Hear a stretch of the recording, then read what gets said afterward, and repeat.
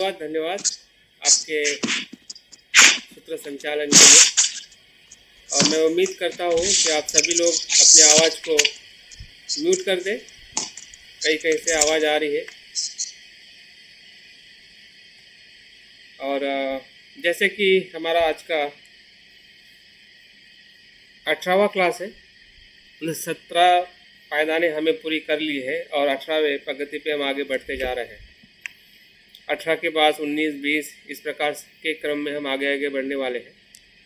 और आगे बढ़ने का मतलब ये है कि हम कुछ गहराई में और कुछ जानने का प्रयास करने वाले हैं, जो हमारे इस कोर्स के जो अलग अलग पहलू हैं, जिसमें कुछ जानकारी है, कुछ पद्धतियाँ है, कुछ तत्व है और साथ साथ में हमारे ध्यान का आचरण है, उसका अनुभव है। तो आज उसी अनुभव के तौर पे आज कुछ बातें मैं आपको बताना चाहता हूँ। शायद आपने इसके पहले भी कुछ प्रमाण में सुनी होगी, जानी होगी, लेकिन हमारे इस कोर्स के द्वारा या कोर्स के माध्यम से जो हम एक अपने आप को एक प्रशिक्षक बनाने का जो हमने संकल्प लिया है, तो प्रशिक्षक के तौर पे हमें कुछ न कुछ उसके भीतर आने वाली जो अड़चनियाँ हैं, जिसे हम न्यूरन कहते हैं, समस्या कहते हैं या दिक्कतें कहते हैं, बाधाएं भी कहते हैं, तो ऐसी कौन सी बाधाएं हैं जो हमें ध्यान में विशेषता और ध्यान के बाहर भी हमारे जीवन में हमेशा बनी रहती है। तो उन बाधाओं को, उस समस्याओं को समझना कि वो क्या है और किस कारण से है। किसी भी चीज़ को 3 प्रकार से जाना जा सकता है कि उसके लक्षण क्या है। लक्षण के माध्यम से हमें पता चलता है कि वो समस्या क्या है। फिर लक्षण के साथ में जब उसका हम कारण ढूंढते हैं तो उसकी जो गहराई है उसका हमें अंदाज़ा लगता है। और तीसरा है, जब हमें लक्षण पता चलता है, कारण पता चलता है और उस पर जब हम उपाय करते हैं तो वो उपाय कहीं ना कहीं वो हमें उस परेशानी से, उस समस्या से वो पूरी तरह से बाहर लेके आ सकता है। और बुद्ध का और आज का जो वैज्ञानिक है, साइंस है, दोनों एक जैसी ही बातें करता है। बुद्ध ने 2500 साल पहले वो बातें की है, क्योंकि उनको वही समझ में आया, वही दिखने लगा कि हमारी समस्या का कारण जो है वो हमारे आसपास में ही, हमारे भीतर ही है। अगर भीतर से ही समस्या आ रही है तो बाहर ढूंढने से कोई उस समस्या का समाधान होने वाला नहीं है। अगर इस बात को हम एक कहानी के माध्यम से देखना चाहते हैं कि सही में जब हम समस्या को गलत तरीके से देखते हैं तो क्या होता है और सही तरीके से नहीं देखते हैं, मतलब गलत तरीके से ही देखते हैं, तो हम अपने जीवन में कैसे भटकते रहते हैं। तो एक बूढ़ी औरत होती है, वो अपने घर के अंदर कपड़ा सीते रहती है। रात का समय होता है, अंधेरा होने लगता है, उसके घर में अंधेरा होने लगता है और उसी समय उसका जो कपड़े सीने की जो सुई है वो गिर जाती है। अभी उसके घर में अंधेरा है, सुई वो ढूंढती है, सुई मिलती नहीं है और बेचारी परेशान हो जाती है। और उसके मन में एक थॉट आता है, एक विचार आता है कि किसी समय में उसने किसी से सुना था, विद्वानों से या कोई बुजुर्ग या सुगम व्यक्ति से, कि कोई चीज़ अगर खो जाती है तो उजाले में देखना चाहिए। तो उजाले में देखना चाहिए, तो उसके घर में तो अंधेरा था। तो उसकी सोच, उसको उसके घर के बाहर दिखने लगा, क्योंकि रोड पे जो बत्ती है या लाइट थी, उसको वो दिखने लगी कि ये उजाला है, यहाँ पे मैंने ढूंढना चाहिए। तो घर से बाहर आती है और उस रोड का जो स्ट्रेट लाइट होता है, बत्ती होती है, उसके नीचे वो ढूंढने लगती है। अभी यहाँ पे भी बहुत ही अजब सी बात होती है कि वो ढूंढते ढूंढते दूसरे जो आने जाने वाले युवा होते हैं वो भी उसको देखते हैं और उसकी मदद करने के लिए उसके साथ में लग जाते हैं। वो ये नहीं पूछते हैं कि क्या हुआ, कहाँ हुआ, क्यों हुआ, कुछ भी सवाल नहीं करते। उसको भी लगता है कि मैंने इस बूढ़ी औरत को मदद करनी चाहिए और ढूंढने लगते हैं। दूसरा भी आता है, तीसरा भी आता है, चौथा भी आता है, चारों ढूंढने लगते हैं। एक पांचवा युवक आता है, वो पूछता है कि भाई क्या ढूंढ रहे हो? तो किसी को पता नहीं होता है कि क्या ढूंढ रहे हैं, सिर्फ वो बूढ़ी औरत ढूंढ रही है, उसके पीछे सब ढूंढने लगते हैं। तो पूछते पूछते फिर वो बूढ़ी औरत को पूछता है कि दादी तुम्हारा क्या हुआ, क्या गिरा, क्या ढूंढ रही हो? तो बोलती है कि मैं सुई ढूंढ रही हूँ। चलो ठीक है। तो फिर से वो प्रश्न पूछता है, दादी सही सुई ढूंढ रही हो, वो कहाँ पे गिरी है, वो कहाँ पे गिरी है? तब उसको याद आती है कि सुई तो मेरे घर पे गिरी है, घर के भीतर। तो फिर वो पूछता है कि तुम यहाँ पे क्यों ढूंढ रही हो, तुमने घर के भीतर ढूंढना चाहिए। तो वो बूढ़ी औरत बताती है कि बेटा मुझे ऐसा सुनने में आया था कि कोई चीज़ अगर खो जाती है तो उजाले में ढूंढनी चाहिए, इसलिए मैं उजाला तो यहाँ पे है, घर में तो अंधेरा है, तो घर में वो चीज़ कैसी दिखेगी, उजाले में ढूंढने के लिए कही है। तब वो लड़का बताता है कि दादी उनका कहने का मतलब ये था कि जहाँ पे चीज़ गिरी है वहीं पे उजाला करके चीज़ों को ढूंढना चाहिए ताकि वो चीज़ आपकी मिल सके। तो जहाँ से भी उसने सुना था बात सही थी, सत्य बात थी कि कोई भी चीज़ हमें उजाले में ढूंढनी चाहिए। लेकिन उसने जो समझा कि उजाला का मतलब बाहर ढूंढने लगी और उसकी समस्या भीतर में थी, घर के अंदर थी।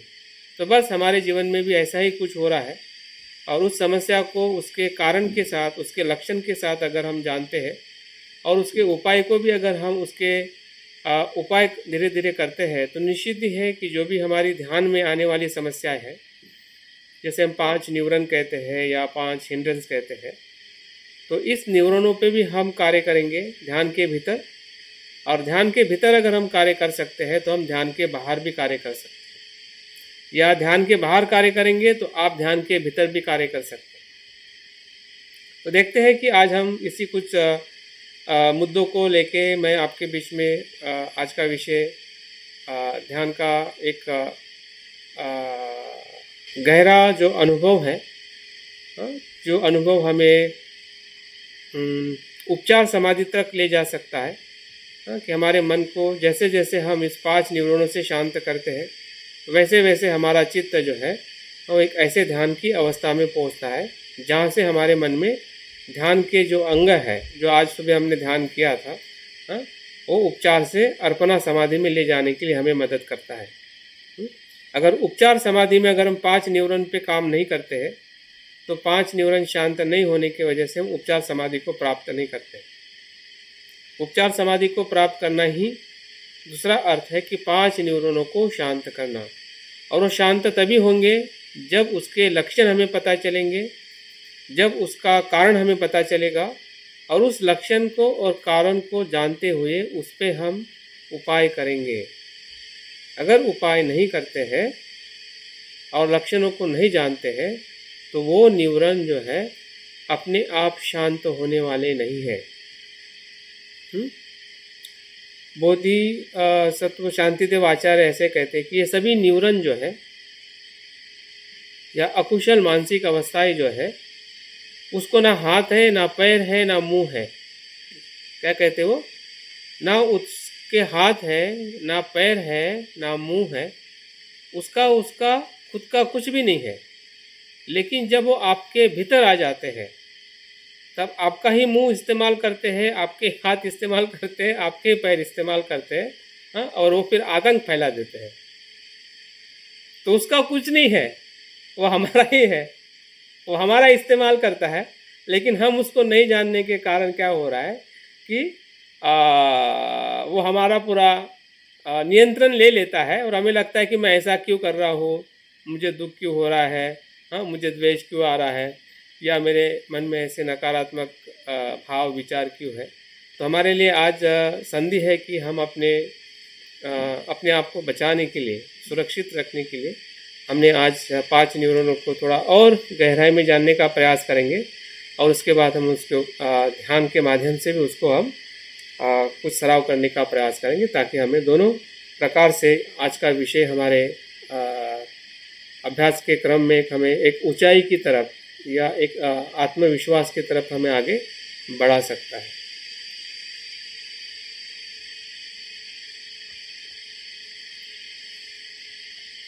तो हमारा आज का जो लर्निंग लक्ष्य है या उद्देश्य है, दो बातों को हमें खास ध्यान में रख के आज का विषय को हमें समझना है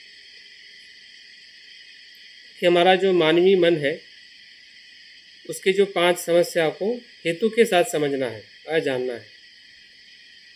शब्द में तो हम जानते हैं, अनेकों बार हमने सुना होगा कि ये 5 न्यूरॉन होते हैं, लेकिन उसका मुख्य हेतु क्या है, क्या लक्ष्य, क्या उसका कारण क्या है, मूल कारण क्या है, उसके साथ में भी थोड़ा हम जानने का प्रयास करेंगे ताकि हमें उसकी जो पूरी पहचान जो है, हाँ, शत्रु की मतलब आधी उधरी पहचान होगी तो वो शत्रु कभी कभी मित्र बन के हमारे घर में आ जाएगा। अगर पूरी जानकारी होगी तो वो शत्रु कभी भी मित्र बन के अंदर नहीं आएगा, क्योंकि हमें पता चलेगा कि ये शत्रु ही है, ये मित्र जैसे लगता है लेकिन ये शत्रु है, मित्र नहीं है, अगर हमें उसकी पूरी जानकारी और समझदारी होती है तो एक हमारा लक्ष्य है कि हमें उसको अच्छी तरह से हम समझें कि वो क्या है कारण के साथ। और दूसरा, ध्यान के भीतर ये न्यूरॉन जो आते हैं, उसी ध्यान के अंदर जो उपायों को जानना है कि उसके ऊपर कैसे कार्य करें और उसका उपयोग करने का हम प्रशिक्षण लेना है या अपने आप को प्रशिक्षित करना है। सिर्फ जानने से काम नहीं होगा। हाँ, अगर आपको गाड़ी चलाना आता है, आप जानते हो, लेकिन अगर बार बार अगर आप उसको प्रशिक्षण से उसको नहीं चलाओगे, प्रशिक्षण नहीं लोगे, तो वो चलाना मतलब आपको ज़्यादा मदद नहीं करेगा। जो आपको जानना, आप जिस चीज़ को जानते हैं, लेकिन अगर उसका प्रशिक्षण आपको अगर बार बार आप नहीं करोगे, प्रशिक्षण नहीं लोगे, तो वो जानना ज़्यादा समय तक आगे नहीं बढ़ता है। तो उसके साथ हमें अपने आप को प्रशिक्षित करना है, बार बार उस ट्रेनिंग के साथ में रहना है, हाँ, कि वो किस प्रकार से उसको जाना जाए, कैसे उपायों को अलग अलग तरीके से उसके उपाय के माध्यम से अपनी समस्याओं को समझना है या उससे हमें दूर होना है। तो ये दोनों उद्देश्य के साथ आज हम इस अभ्यास को देखने वाले हैं और जानने वाले हैं कि क्या ये 5 न्यूरॉन किस प्रकार से हमारे जीवन में अस्तित्व में है और क्या है। अगर हमने सम्यक व्यायाम को पढ़ा है अष्टांगिक मार्ग में, तो ये बोध का मनोविज्ञान है। अगर जब हम आधुनिक मनोविज्ञान की बात करते हैं, और इसके पहले भी हमने उस विषय को लेकर काफ़ी थोड़ा प्रास्ताविक तौर पे हमने अभ्यास किया है, तो जो मनोवैज्ञानिक जो मन के विचारों की भावनाओं को समझाता है, हमारे व्यवहारों को समझाता है कि हमारे व्यवहार बुरे क्यों होते हैं, हमारी बीमारी क्यों होती है, या हम अच्छे सकारात्मक कैसे बन सकते हैं, तो इन बातों का ही अध्ययन करना ही मनोविज्ञान का कार्य है। तो वो कार्य मनोविज्ञान के माध्यम से जब वो समझते हैं अपने मन के गतिविधि को, तो उसके साथ हमें डिपेंड रहना पड़ता है। हमें उनके कहने पे डिपेंड रहना पड़ता है, उनके परीक्षण पे डिपेंड रहना पड़ता है, या उनके दवाई पे डिपेंड रहना पड़ता है। वो हम स्वयं अपने आप को देख नहीं पाते हैं। तो बौद्ध मनोविज्ञान इसलिए उनसे अलग है कि बौद्ध मनोविज्ञान में आपको स्वयं को ही देखने के लिए आपको अपने आप को तैयार करना होता है। जो डॉक्टर या वैज्ञानिक का जो कार्य जो है वो स्वयं को ही करना होता है। ये सबसे बड़ा फर्क है बौद्ध मनोविज्ञान या आधुनिक मनोविज्ञान में, हाँ, कि यहाँ पे हमें अपने लिए खुद ही कार्य करना होता है, खुद ही जानना होता है कि मेरे मन की अवस्था क्या है। तो इसलिए हमारा कार्य यहाँ पे बहुत ही आमने सामने होता है, और आमने सामने होने की वजह से कभी कभी हमारे लिए चैलेंजेस भी होते हैं, भय भी लगता है, या हमें चिंता भी आने लगती है। कभी कभी हम परेशान भी हो सकते हैं या भाग भी सकते हैं मैदान छोड़ के भाग भी सकते हैं क्योंकि आपका हाथ पैर वो इस्तेमाल कर रहा है तो आपको पता ही नहीं चलेगा जबकि वो आपका है, उसका नहीं है। हाँ, लेकिन हमें पता नहीं है कि वो उसका स्वरूप क्या है और क्या उसका लक्षण है और कैसे उसके साथ में कार्य करना है, इसलिए हम भाग जाएंगे और वो भगाने के लिए हमेशा वो तैयार रहता है। तो वो हमारा ही मन है जिसे हम 4 प्रकार से हमें बुद्ध ने हमें बताया है और भंते संरक्षित जी ने बहुत ही अच्छी तरह से आर्य अष्टांगिक मार्ग में हमें उसका वर्णन करके अभ्यास हमने किया है। तो कुछ आपकी पहले की स्मृतियाँ हैं जहाँ पे हमने अभ्यास किया है, तो उस स्मृतियों को भी याद रखें कि हाँ, ये चीज़ें मुझे कुछ पता है। तो पहली जो मन की अवस्था जो है, जिसे अकुशल मनोवस्था को रोकना, ये पहला प्रयत्न है। अभी ये प्रयत्न कैसे हम करें और कब कब करें और कहाँ कहाँ पे करें, तो इसके बारे में थोड़ा मैं आपको एक हिंट्स देता हूँ कि ये आपको जो कार्य करना है, आपके 6 इंद्रिय जो है उसके साथ में रह के करना है। 6 इंद्रिय का मतलब है कि आपका रोज का डेली लाइफ, सुबह से उठ के सोने तक, आँखों से देखते हैं, कानों से सुनते हैं, नाक से गंध आती है, जीभ से स्वाद आता है, आपके काया से स्पर्श होता है और मन से विचार आते हैं। तो 6 इंद्रियों के 6 विषय जो है, यही से सब कुछ अकुशलता भीतर आती है। रोकने का मतलब क्या है?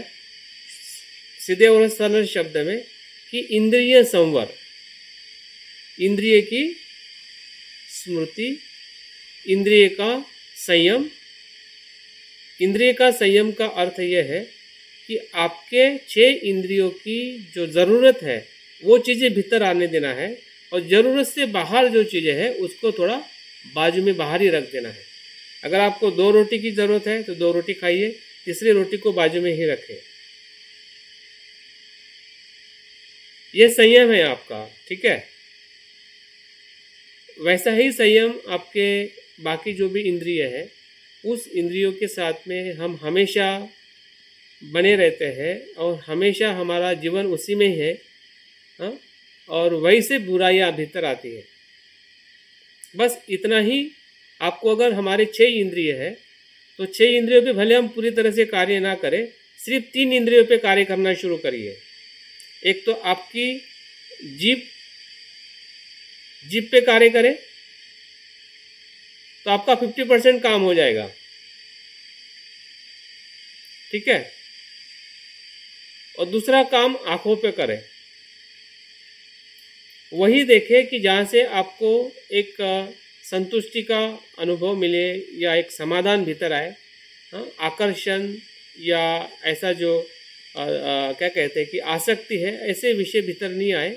ऐसे विषय को ही देखें, किताब को देखें, बुद्ध को देखें, अच्छे मित्रों को देखें, है ना। अगर अच्छी मूवी है तो अच्छी मूवी को देखें, या निसर्ग को देखें। तो यहाँ से आने वाली जो विषय की जो प्रक्रिया जो है वो आपकी एक मनोअवस्था को रोक सकती है। और तीसरी जो बात जो है, आपके कानों को संभालिए। बाकी भले आपने कम ज़्यादा किया तब भी चलेगा, लेकिन सबसे ज़्यादा आने वाले जो अकुशल मानसिक जो विचार जो है, हाँ, जैसा आप सुनते हैं, न्यूज़ में हो या व्हाट्सएप में हो या कहीं से कुछ भी हो, तो बस हमारा मन उसमें तैरने लगता है, उसके भीतर चला जाता है। हमारी जो ज़रूरत है सुनने की, जहाँ पे जो सुनने की या किसी से बात करने की, क्या बात करने की, कैसी बात करने की, ये सब बातें आपके सुनने और कहने की जो एक आपकी प्रक्रिया जो है, क्योंकि मुझे लगता है कि सुबह से उठ के अगर हम सबसे ज़्यादा कुछ काम करते होंगे, बोलना और खाना, अगर प्रमाण में सबसे ज़्यादा हमारा कुछ काम रहता है खाना और बोलना, क्योंकि 4 बार तो हम खाना खाते हैं, 3 से 4 बार खाना खाते हैं, और हम कितने बार बोलते हैं, कितने बार सुनते हैं, और उसमें से जो एक मानसिकता एक बनते जाती है कि उसने मुझे ऐसा क्यों बोला, ऐसा नहीं बोलना चाहिए, या मैंने उसके साथ में ऐसा नहीं करना चाहिए, मतलब सब चलते रहता है। हाँ, वो मन के भीतर वो मानसिक अवस्थाएं निर्माण होने लगती है। तो वहाँ पे रोकना, इसका मतलब ये नहीं कि आपको बोलना नहीं है या सुनना नहीं है। हाँ, सुनना भी है, बोलना भी है, खाना भी खाना है, लेकिन वहाँ पे थोड़ा ज़्यादा जागरूक रहना है, तभी भीतर आने वाली जो अकुशल मानसिक अवस्था जो है वहाँ पे रुक सकती है। अगर वहाँ पे अगर हम जागरूक नहीं है तो किसी भी क्षण में वो आपके भीतर आ जाएगी और फिर वो अपना एक जो उसका दो तांडव जो है ना, पेट में तांडव करेगी, मन में तांडव करेगी और रात रात भर नींद नहीं आने देगी कि यार ऐसा मुझे ऐसा किसी ने क्यों ऐसा बोला, क्या हुआ। हाँ, क्योंकि आप जागरूक नहीं थे कि वो बोलने का मतलब क्या था, या आपने आपकी ज़रूरत के हिसाब से वो शब्द लेना चाहिए था। हाँ, तो वो सब चीज़ें कहीं ना कहीं हमें बहुत परेशान करती है और हमारी मानसिकता पूरी तरह से ख़राब हो जाती है। तो हमारा पहला जो प्रयत्न जो है इंद्रिय के संयम को हमें विकसित करना है, या वहाँ पे हमें पहले प्रगति में काम करना है जहाँ से हमारी मानसिक अवस्था निर्माण होती है। दूसरा जो प्रयत्न जो है वो है अकुशल मनोवस्था का उच्छेद करना, जिसके बारे में हम आगे बात करने वाले हैं। जो न्यूरन जो है जो हमारे शरीर में और हमारे मन में जो आ चुके हैं, अभी वो हमारा वो घर बसा चुके हैं, ठीक है। कामछंद अपना घर बसा चुका है, द्वेष भी अपना घर बसा चुका है, हाँ, चिंता भय सब कुछ अपना घर अपने उसके जो अड्डे उन्होंने बना दिए घर के अंदर। अभी उस अड्डे के जो उसके जो डाकू है या उसके जो बॉस है उसको भी बाहर भगाना है, उच्छेद करना है। तो उच्छेद करने के लिए हमें पता करना पड़ेगा उसके लक्षण क्या है, किस कारण से वो आए हैं, ठीक है, और उसके उपाय को भी ढूंढना पड़ेगा। तो थोड़ा बड़ा काम है, उसको हम आगे धीरे धीरे देखने वाले हैं और उसी के ऊपर हमारा आज का पूरा विश्लेषण है, जानने का हम प्रयास करेंगे। तीसरा जो कुशल मानसिक अवस्था के साथ में जुड़ा हुआ है, वो भी अभी हमारा विषय नहीं है। जैसे कि हमने सुबह जो ध्यान किया था वो इसी मानसिक अवस्था को बढ़ाने के लिए किया था कि 5 जो ध्यान के अंग है या ध्यान का जो अनुभव है वही कुशल मानसिक अवस्थाएं है। अगर आप दान भी देते हैं तो आप ध्यान से दान दोगे तो उस आपको ध्यान का अनुभव हो जाएगा, प्रीति का अनुभव हो जाएगा। तो वो सभी प्रकार की कुशल मानसिक अवस्था है, कुशल गुण है, कुशल आचरण है, वो सभी बातें उसका विकास करना या उसको विकसित करते रहना, वो एक प्रकार का प्रयत्न है कि जो हम सम्यक प्रयत्न में करते हैं। और चौथा जो प्रयत्न है कि जो भी कुशल मानसिक अवस्था है उसका अनुरक्षण करना, मेंटेन करने का मतलब उसका रेगुलर करना, रेगुलर रखना। अगर आप आज से अगर 10 मिनट आप पढ़ाई कर रहे हैं तो रोज़ 10 मिनट की पढ़ाई करनी है, डेली। अगर आप आधा घंटे का ध्यान कर रहे हैं तो आपको डेली ध्यान करना है। अगर आप किसी से कुछ कमिटमेंट किए हैं तो उस बात को उस समय आप पूरी तरह से करने का प्रयास करना है। तो जो आपका दैनिक जीवन है, जहाँ पे कुशल मानसिक अवस्थाएं आपकी निर्माण होती है, फिर धम्म श्रवण करने से हो, अभ्यास करने से हो, ध्यान करने से हो, वो सारे हमारे पास में विकल्प है और सभी विकल्प का हमने अनुभव करना चाहिए। निसर्ग को देखने में अगर आपको आनंद मिल रहा है, कोई म्यूज़िक सुनने में अगर आपको आनंद मिल रहा है, लेकिन वो ऐसा आनंद है कि जो आपके कुशल मानसिक अवस्था में आपको लेके जा रहा है, जिसमें आसक्ति नहीं है, जिसमें द्वेष नहीं है, हाँ, शांति है, संतुष्टि है, शुद्धता है। ऐसे कोई भी विषय जो है आपके अनुकूल है, आप में जिसमें रुचि आप रखते हैं, और वैसे रुचि विषय के साथ में अगर आप अनासक्त के रूप में अगर उसको आप ले रहे हैं तो हर एक विषय जो है आपके कुशल मानसिक अवस्था को और सुरक्षित करने के लिए आपको मदद कर सकता है। तो ये चारों प्रयत्न एक प्रकार से हमारे शरीर को और ज़्यादा मजबूत करने के लिए, मतलब एक ऐसा कह सकते हैं कि जो माइंड की एक्सरसाइज है, स्ट्रॉन्ग बनाने का एक प्रक्रिया है, जिस प्रक्रिया को हम 4 पहलुओं से ये करते हैं, फिर ये करते हैं, फिर ये करते हैं। जैसे कि कोई एक्सरसाइज, कोई हम अपने बॉडी को अच्छा करना चाहते हैं तो हम अच्छा न्यूट्रिशन फूड खाते हैं, एक्सरसाइज करते हैं, वॉकिंग के लिए जाते हैं, है ना। तो तब जाके हमारी बॉडी हेल्दी होती है। सिर्फ आप वॉकिंग के लिए जाओ तो किसी की बॉडी हेल्दी नहीं होगी। या सिर्फ फूड अच्छा खाए, फूड अच्छा खाए, वॉकिंग के लिए नहीं जाए, हाँ, और उसको मन के ऊपर उसका संतुलन ना हो, संतुष्टि ना हो, तो किसी का भी हेल्थ अच्छा नहीं हो सकता है। तो 3-4 बातों का एक साथ में चारों तरीके से उसको तराशना या उसके साथ में समग्रता के साथ में अपने मन को शुद्ध करने का या उसको सुरक्षित करने का हमें प्रयास करना है। तो ये 4 प्रकार के प्रयत्न एक प्रकार की हमारी शक्तियाँ हैं, जो शक्ति हमें अपने अनुभव से ही प्राप्त होती है, क्योंकि आपका मन ही दुखों से मुक्त होना चाहता है, क्योंकि हम गुलाम हैं, हम फंसे हुए हैं, हम बंधे हुए हैं।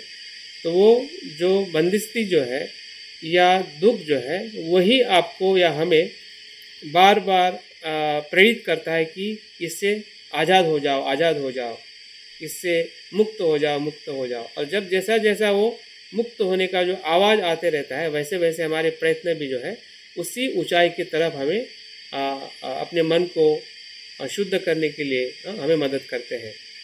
तो ये हमारे जीवन का अहम हिस्सा है, क्योंकि हम मनुष्य हैं, तो हम बिन प्रयत्न से बिल्कुल नहीं रहते हैं। लेकिन हम कौन से प्रकार के प्रयत्न करते हैं? सिर्फ सांसारिक जीवन में फंसे रहने के लिए प्रयत्न करते हैं। अभी हमारे जो प्रयत्न जो है सांसारिक जीवन से ऊपर उठने के लिए है, इतना ही फर्क है। प्रयत्न तो वहाँ पे भी करते हैं, सुबह तो उठना ही पड़ता है, काम पे तो जाना ही पड़ता है, खाना तो पकाना ही पड़ता है। कि बिन प्रयत्न से होता है? बिन प्रयत्न से कुछ नहीं होता है।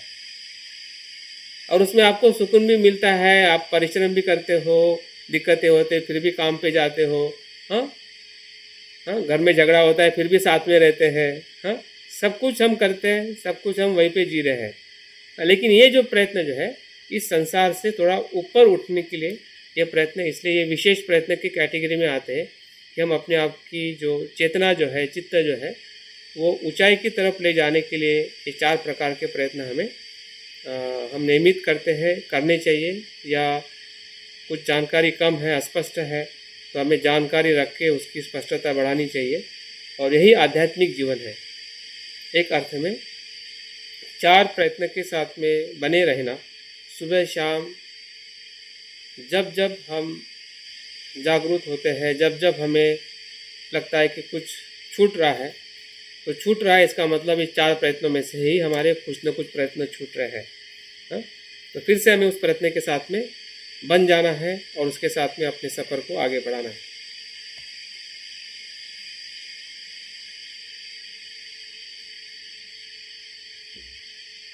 अभी हम आते हैं जो दूसरे, जो उच्छेद जो करना है, जो अकुशल हमारे मन में है, जो हमने कर्म कर चुका है या अभी हमारे जीवन का वो हिस्सा बन चुका है, उसी को ही निवरण कहते हैं, या जिसमें हम बंदिस्त हो चुके हैं।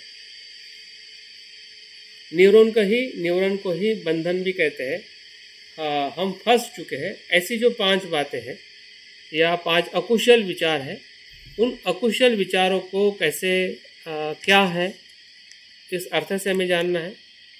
दूसरा, उसकी जो पहचान है, उसका लक्षण क्या है, उदाहरण के तौर पे उसको देख सकते हैं। और साथ में उसका मूल कारण क्या है। 3 स्तर पे एक एक बात को हम बहुत ही संक्षिप्त वर्णन में हम देखने वाले हैं, क्योंकि बाकी सब चीज़ें आपके मन के पटल पे, आपके अनुभव के साथ में हमेशा जुड़ी हुई है। जितना आप सोचोगे उतना आपकी उसकी गहराई आपको धीरे धीरे पता चलने लगेगी। अगर आपको लगता है कि किताबों में इसका पूरा वर्णन मिलना चाहिए, लेकिन वो वर्णन मिलेगा तब भी कुछ भी काम का नहीं है, क्योंकि आपकी तृष्णा, आपका निवरण आपको खुद ही जानना है और आपको खुद ही पता चलता है। जो हमें जानकारी मिलती है या जो लिखा जाता है, वो उसके कुछ पहलू है जिसके माध्यम से हम अपने बातों को भीतर में देख सकते हैं। इतना ही उसका अर्थ है। बाकी सब कुछ हमारे भीतर ही है, हमारे भीतर ही घटित होते रहता है। ये कोई बाहर की चीज़ नहीं है कि हाँ कोई बताएगा या सुनाएगा या समझाएगा तब वो समझ में आएगा, बल्कि वो हमारे जीवन का एक रोज़ का हिस्सा है। इसलिए वो चीज़ें हमारे साथ में देखना समझना काफ़ी सरल हो सकता है अगर हम उस प्रकार से अपने जीवन को देखने का प्रयास करें। तो अकुशल विचार ही पंच निवरण है, जिस पंच निवरण को लेके हम थोड़ा उसकी जो, जैसे मैंने कहा कि 3 बातों को ध्यान में रखते हुए हम देखेंगे। पहला जो है कामचंद। काम छंद वो शब्द में ही दो शब्द है। काम मतलब कार्य, और कार्य हम किससे करते हैं? 6 इंद्रिय से ही करते हैं। अभी कार्य का मतलब ये नहीं कि हाथों से कार्य करना मतलब कार्य है। हम हमेशा बहुत मर्यादित परिभाषा देखते हैं। कार्य मतलब क्या है? हाथों से काम करना मतलब कार्य है। लेकिन हमारे शरीर में सिर्फ हाथों से काम नहीं करते, लातों से भी काम होता है, मुंह से भी काम होता है, हर जगह से काम होता है। हाँ? तो जहाँ जहाँ से भी आपका शरीर मन काम करता है वो सब काम, ठीक है। और उस काम के साथ में आपकी इच्छा होना, हाँ, वो काम छंद हो जाता है, या उसको पकड़ के रखना, या उसके लालच में चले जाना, उसके तृष्णा में चले जाना। और उसी का सीधा और सरल अर्थ है भौतिक वस्तुओं के प्रति तृष्णा मतलब काम छंद। क्योंकि हम जो काम जो करते हैं भौतिक जगत के साथ में ही काम करते हैं, उसी को काम छंद कहा जाता है। अन्यथा वो तो धम्म छंद है। जब आप भीतर में काम करोगे तो वो धम्म छंद हो जाएगा, है ना। तो जब हम भौतिक वस्तु के साथ में हम तृष्णा कर रहे हैं तो वो काम छंद है। धम्म वस्तु के साथ जब हम तृष्णा कर रहे हैं वो भी एक तृष्णा है, वो भी एक शक्ति है। बुद्ध ने इच्छा को नकारा नहीं है। इच्छा तो शक्ति है। बुद्ध ने किसको छोड़ने के लिए कहा है? काम तृष्णा को छोड़ने के लिए कहा है, इच्छा को छोड़ने के लिए नहीं कहा है। अगर इच्छा नहीं होगी तो बुद्ध तो कैसे प्राप्त करेंगे? तो इच्छा तो चाहिए ना, इच्छा तो हमें है और चाहिए, और उसका हमें पूरा इस्तेमाल करना है। लेकिन उस इच्छा का इस्तेमाल भौतिक वस्तुओं में आसक्त होने के लिए नहीं, बल्कि जो आध्यात्मिक शक्ति है, आध्यात्मिक जो हमारा तत्व है, बुद्ध होने की जो अभिलाषा है, उसी को उसको अभिलाषा कहते हैं। बुद्ध होने की जो इच्छा है उसमें उस शक्ति को हमें रूपांतरित करना है। तो काम छंद का सीधा और सरल अर्थ है कि भौतिक वस्तुओं के प्रति तृष्णा। अभी इसमें 4 या 5 बातों को हमने खास ऑब्जर्व करना चाहिए, अवलोकन करना चाहिए कि मेरे जीवन में, सभी के जीवन में एक जैसी हो सकती है, लेकिन मेरे जीवन में कुछ और ज़्यादा एक्स्ट्रा हो सकती है, उसको खास पहचानना है। हाँ? जब तक हम अपने स्वयं के जीवन में जो आसक्ति के प्रमाण को नहीं देखते हैं, सामान्य तौर की सभी में है वो मुझ में है, ऐसा नहीं होता है। सभी में है वो मुझ में है, ऐसा नहीं होता है। सभी में है मुझ में है, लेकिन मुझ में कुछ तो भी एक विशेष प्रकार की तृष्णा है। तो क्या हो सकती है? तो अन्न के लिए हो सकती है, अन्न वस्त्र निवारा को लेके हो सकती है। हाँ, भंते ने अन्न 4 बातों को खास भंते ने इसमें जिक्र किया है कि हम भोजन के प्रति जो तृष्णा है, हाँ, वो इसलिए तृष्णा बन जाती है क्योंकि उसके साथ में हमारा जीवन जीवित रहता है। हमें पता ही नहीं चलता है कि जो अन्न भोजन जो है वो कब तृष्णा परिवर्तित हो जाता है, कब आसक्ति में चला जाता है। हमें लगता है कि वो ज़रूरत है, और इसलिए उसकी जो आसक्ति जो है, और उस आसक्ति के कारण हम देख सकते हैं हमारे शरीर में जो बीमारियां आती है, आलस आता है, या जो भी चीज़ें ध्यान में हमें परेशान करती है, तो उसका अगर सबसे बड़ा कारण देखा जाए तो 50% से ज़्यादा अगर कोई कारण जो है हमारे शरीर और मन में आसक्त रखने वाला वो भोजन है। इसका मतलब ये नहीं कि हमें भोजन नहीं खाना है। हाँ, भोजन कब, कैसे, कितना खाना है उसका प्रमाण तय करते हुए अगर हम भोजन का आहार लेते हैं तो वो तृष्णा पे हम कार्य कर सकते हैं। लेकिन हमें यही पता नहीं है कि भोजन एक आसक्ति है, तो हमें लगेगा कि वो ज़रूरत है वो तो चलेगा। हाँ, लेकिन कब वो ज़रूरत आसक्ति में परिवर्तित होती है तो उसको हमें खास पहचानना है अपने अध्ययन से, अपने अनुभव से, हाँ, अपनी परिस्थिति से, कि हम कहाँ पे किस प्रकार से हम भोजन ले रहे हैं। भोजन की जागृति ही काम छंद से हमें मुक्तिता दिला सकती है। अन्यथा भोजन हमें पूरे शरीर को और पूरे शरीर के साथ मन को भी वो पूरी तरह से अवरोध कर सकता है। दूसरा पैसा है, पद है, और हमारा जो भी शारीरिक जो संबंध है स्त्री पुरुष का, पति पत्नी का, तो उस संबंध में भी हमने आसक्ति और संतुष्टि को पहचानना चाहिए। हमारी संतुष्टि अगर ना है तो समझ जाइए कि वहाँ पे आसक्ति है, और उस आसक्ति के कारण ही हम कहीं ना कहीं मन के भीतर जो भ्रम है या एक दूसरे के प्रति तिरस्कार है, हाँ, या एक दूसरे को पकड़े रहने की जो भावना जो है वो आसक्ति और काम छंद में हमें सबसे ज़्यादा ध्यान में हमें परेशान करती है। भले हम विवाहित है या विवाहित नहीं है, हाँ, दोनों के भी मन में, क्योंकि हम उसी तृष्णा से हमारा जन्म हुआ है, हमारा जन्म उसी ही संबंध से हुआ है, और इसके वजह से उसके प्रति भाव आना, विचार आना वो सहज है, हाँ? लेकिन सहज होने के साथ में अगर हम नहीं जानते हैं तो हम गिल्टी में जा सकते हैं, हाँ, हीनता में जा सकते कि यार ऐसा तो मैं सोच नहीं रहा हूँ, ये कहाँ से आ गया, हाँ, तो भय में जा सकते हैं, हाँ, या बह सकते हैं। हमारी शक्ति क्या हो सकती है, गलत डायरेक्शन से जा सकती है, भले शारीरिक नहीं जाती है लेकिन मन से भी चली जाए तब भी आपका ध्यान खराब हो सकता है, और ध्यान अगर खराब होगा तो निश्चित ही मन के भीतर हम ज़्यादा जा नहीं सकेंगे। तो ये जो काम छंद का जो स्वरूप जो है, उसको हमने अपने जीवन में, हर एक मनुष्य के जीवन में अलग अलग स्तर का या अलग अलग जो उसका प्रमाण कम ज़्यादा हो सकता है, और हमारे खुद के प्रमाण को स्वयं समझना, मुझे लगता है कि ये सबसे बड़ा काम छंद का एक अपना पहलू है, एक लक्षण है कि जो आपके जीवन में वो समझाता है कि आप किस वस्तुओं में आसक्त है, हाँ, भौतिक जीवन के अंदर, और वो समझना ही कहीं ना कहीं उसके लक्षण को समझना है। अगर हम उसके प्रभाव को नहीं समझते हैं तो हम काम छंद पे कार्य नहीं कर सकते। अगर आपको लक्षण ही पता नहीं है कि पेट में दर्द हो रहा है तो फिर आप डॉक्टर के पास या परहेज क्यों करोगे? तो फिर अल्सर हो जाएगा उसका पेट में, है ना, और अल्सर होने के बाद डॉक्टर के पास जाओगे तो फिर ऑपरेशन करेगा, क्योंकि जब लक्षण आए थे तब आपने उसको देखा नहीं है, लक्षण आए तब आपने देखा नहीं है, आपने पहचाना नहीं है, क्योंकि वो आपको आवाज़ दे रहा था कि कुछ तो भी गड़बड़ है।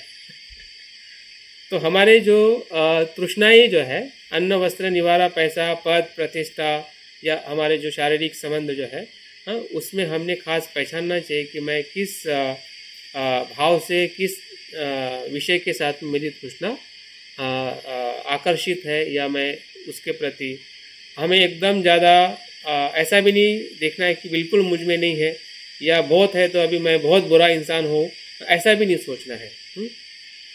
कोई बुरा नहीं है, कोई अच्छा नहीं है, जिसमें आ रही है वो भी बुरे नहीं है, और जिसको बिल्कुल नहीं आ रही है वो संत है, ऐसा भी नहीं है।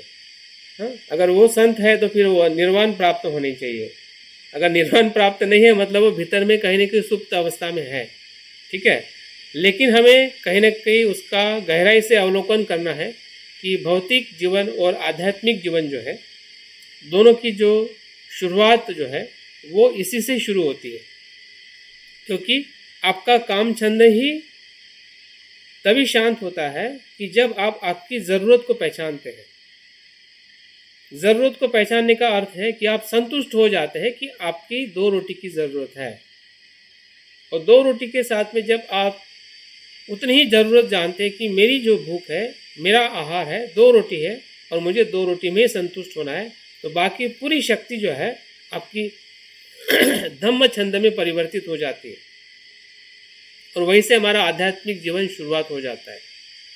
तो काम छंद मतलब भौतिक जीवन, और धम्म छंद मतलब आध्यात्मिक जीवन। ज़रूरत को समझना मतलब ही आध्यात्मिक जीवन में प्रवेश करना है। ज़रूरत को नहीं समझेंगे तो ज़रूरत ही हमारी तृष्णा बन जाती है, हाँ, क्योंकि उसके साथ में हम इतने सालों से रहते हैं, लोग रह रहे हैं, और हमारा मन हमेशा जो एक उसमें जो उपमा बताई है, रंगीन पानी की तरफ हम देखते हैं तो हमेशा हम आकर्षित हो जाते हैं। काम छंद कैसे है? रंगीन पानी है, किसी को भी पसंद आ सकता है,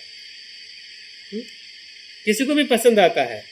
पसंद नहीं आना ऐसा दुर्लभ व्यक्ति है कि जो श्रोतापन्न की उच्च अवस्था में जाके जब वो संसार को देखता है, हाँ, तब जाके वो रंगीन पानी जो है वो प्रभावित नहीं करता है। लेकिन हम रंगीन पानी में ही रहने वाले लोग हैं, रंगीन दुनिया हमें हमेशा आकर्षित करती रहती है। तो हमारा जो रंगीन होने का, रंगीन पानी में रह के जो हम अपने काम छंद को पहचानना, ये सबसे बड़ी हमारी स्किल है, सबसे बड़ी हमारी क्या कह सकते हैं, एक अच्छा व्यक्ति होने की शुरुआत है। इसमें बनते कहते हैं कि आध्यात्मिक जीवन की शुरुआत यही से है। आगे भले हम कितना जाएंगे, लेकिन शुरुआत तो यही से होनी है। अगर इस शुरुआत को हम समझ सके तो कामछंद में से धम्मछंद में जाना हमारे लिए बहुत सरल होगा। अगर कामछंद को हम नहीं समझे तो हमें लगा कि धम्मछंद को ही हम कामछंद मान बैठेंगे, या कामछंद को ही हम धम्म जीवन मान बैठेंगे। सब मिक्स हो जाएगा, क्योंकि कामछंद धम्मछंद में कुछ भी फर्क नहीं है। दोनों की एक ही शक्ति है, शक्ति एक ही है, लक्षण अलग है। लक्षण को समझोगे तो आप कामछंद को उसको उबर सकते हैं। अगर लक्षण को नहीं देखेंगे तो वो आध्यात्मिक जीवन को वो तनाव में ला सकते हैं। आध्यात्मिक जीवन की तरफ हम भीतर नहीं जा सकते हैं। तो रंगीन पानी का उसका स्वभाव है, और उसका मूल कारण जो है वो है लोभ। लोभ से ही कामछंद आता है। उसका रूट कॉज जो है लोभ है। लोभ को ही राग कहते हैं, आसक्ति कहते हैं, और उसके साथ में हमेशा अज्ञान रहता है। बिन अज्ञान से लोभ नहीं हो सकता है। जब जब भी अगर हमें कामछंद आता है और हमें लगता है कि ये क्यों आ रहा है, कहाँ से आ रहा है, बस देखना है कि ये मेरा लोभ है और ये कुछ न कुछ मेरे अज्ञान के कारण, ना समझने के कारण आ रहा है। ज़्यादा सोचने की ज़रूरत नहीं है। जितना ज़्यादा सोचोगे तो ऊपर ऊपर वो आपको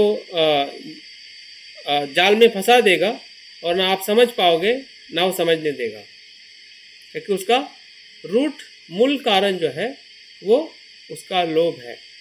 लोभ और आसक्ति की भावना से ही हमारी जो कामछंद की जो आसक्तियाँ है, तृष्णा है, वो हमारे आसपास में मंडराती रहती है। वो बादल है, हाँ, लेकिन वो बादल आने का जो रूट कॉज जो है वो हमारा लोभ है, राग है, आसक्ति है, और साथ में अज्ञान है।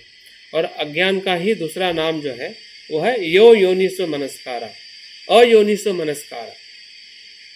ये हमारे चित्त का जो क्षण जो है, एक क्षण में जो चित्त बनता है, उस चित्त के अंदर जो मनस्कार निर्माण होता है, अगर वो अयोनिस के तरफ चला गया, अगर आपका गलत इरादा विषय के साथ में आ गया तो वो कामछंद बन जाता है। उसी क्षण में, उसी विषय के साथ में अगर आपका इरादा, आपका ध्यान, आपका विचार अगर कुशल हो जाता है, कि कुशलता के तरफ आप चले जाना चाहते हैं, तो वही आपको कामछंद से मुक्ति दिला सकता है। ऐसा कहते हैं कि जितने भी विकार हमारे मन में उत्पन्न होते हैं क्षण प्रति क्षण, वो हमारे अयोनिसो मनस्कार के कारण उत्पन्न होते हैं। जितने भी विचार अभी आ रहे हैं या इसके पहले भी आ रहे हैं, आते थे, उसके बाद में भी आएंगे, तो हमने अपने अयोनिसो मनस्कार का जो स्वभाव जो है क्षण प्रति क्षण उस मन में निर्माण होना, उस अयोनिसो मनस्कार के साथ में, उस विषय के साथ में चले जाना, हमें ज़रूरत का पता न होना, ज़रूरत तृष्णा में भेद न करना, कहीं ना कहीं फिर वो ज़रूरत ही हमारी तृष्णा बन जाती है, क्योंकि आपका अयोनिसो मनस्कार उसको पूरी तरह से ग्रस्त हो जाता है और उसी के साथ हमारा कार्य आगे होने लगता है। तो हमने इस प्रकार से कामछंद को थोड़ा उसके गहरे स्वरूप में जानना चाहिए। और दूसरा जो है व्यापाद। व्यापाद का अर्थ है द्वेष, तिरस्कार और क्रोध। इसका लक्षण क्या है कि व्यक्ति के अस्तित्व को नकारना, यही द्वेष है। आप किसी को द्वेष करते हैं, इसका मतलब ये नहीं है कि उस व्यक्ति को द्वेष करते हैं, मतलब उसका अर्थ ये है कि उस व्यक्ति के अस्तित्व को ही आप नकारते हैं। मतलब आप उसको हिंसा कर देते हैं। भले आप शरीर की हिंसा नहीं कर रहे हैं, आपने उसको मारा नहीं है तलवार से, लेकिन आपका द्वेष क्या करता है, उसके पूरे अस्तित्व को ही नकार देता है, हिंसा कर देता है। तो वो उसका लक्षण है, वो उसका स्वभाव है।